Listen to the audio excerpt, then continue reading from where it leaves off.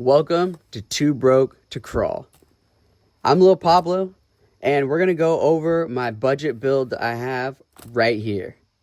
There's clearly nothing special, nothing fancy. As you can see, my shit's taped because I lost the bottom part of it. Hey, still works. Now, this may look a little bit different than some of your guys' crawlers, and it may look almost identical, but this crawler has hardly any work done to it. There's really no upgrades internally that I've done. This is completely almost stock.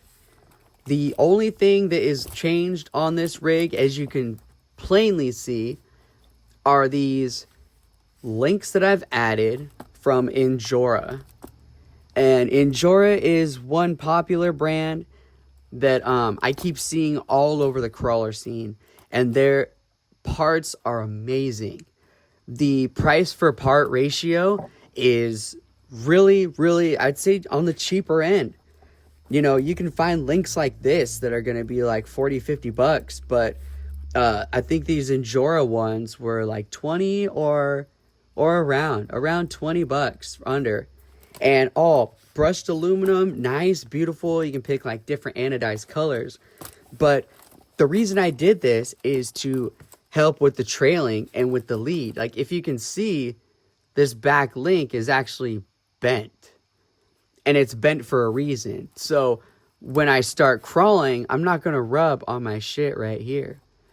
So that would be probably, if you want to keep the stock links, perfectly fine. I would gear your money towards keeping like the bottom of your rig centered. Because what you run into is, like, if you have a top end, you'd be crawling and it's just going to tip over. The first thing you go up against is just going to roll right over. So make sure that all your weight that you're adding to these guys is preferably towards the undercarriage right here. So where's the body on mine? I had a Jeep truck on here.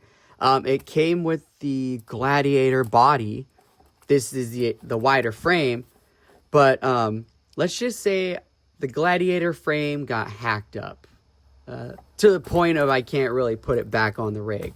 So careful when you start modifying the bodies on these things, because you might, but they're cheap. You can buy a body for like 25 bucks, but I'm not worried about that. This is as budget as possible. It still crawls, right?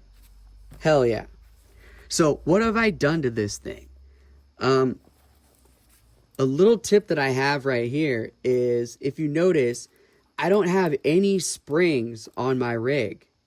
So the reason I've done that is to help keep the ass end of the rig planted firmly to the ground.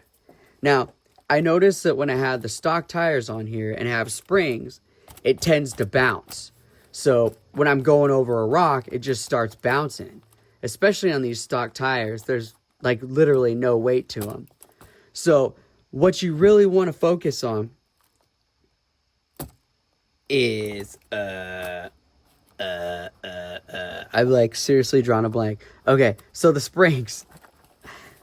So the reason I've taken the springs out is to make sure that whenever I go over a rock, it's going to retract right to the base of the vehicle fast. So tip 1, if you want to have your body of your car drop down, lose the springs. Take the springs out, take all 4 of them out of your rig, and you're going to notice it's going to articulate so much better. The free play that you can have in your vehicle without the springs holding you up or binding you, it's going to change it a lot. That's my first recommendation. Take your springs out of your vehicle. That's tip 1. I hope you guys enjoyed it. This video was just a quick look at the rig that I have here. And, she ain't pretty. She gets the job done. And it's on a budget. Like you can tell, most of my stuff has tape on it. I've got shit right here wired. This is my wire organization with one of the springs that I actually used. So I took the stock spring off, uncoiled it, wrapped it around my wires. Now the wires are out of the way. I can still plug in my battery right here and have no problems with it. There we go.